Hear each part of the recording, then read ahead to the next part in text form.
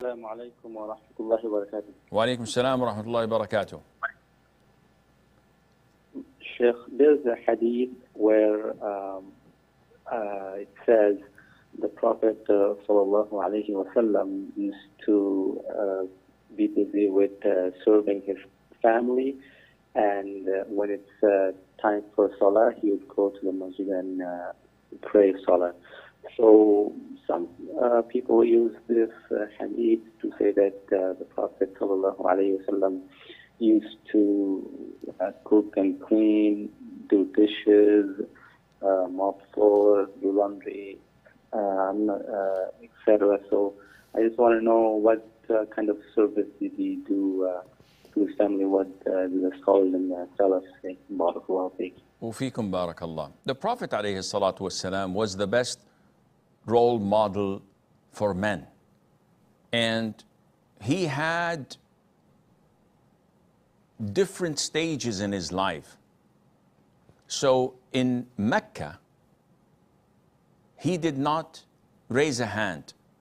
He did not do a single chore in the house. He was not allowed to. Mother Khadija would prevent him from working in the house. He was the crowned king in his home.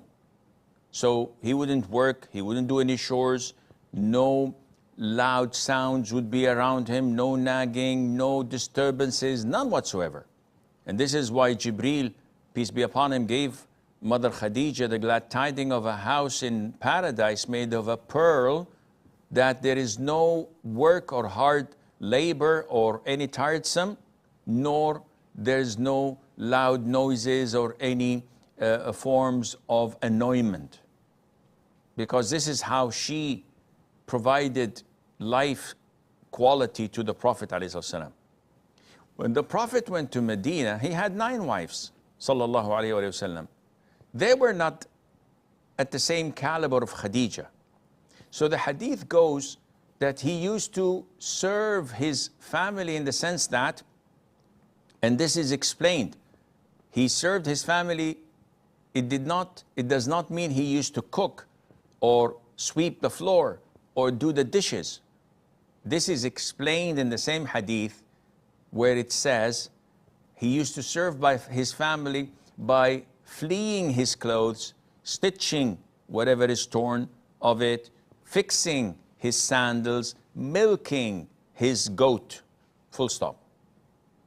So these things are voluntary, not mandatory. This was not his job, but he used to do it.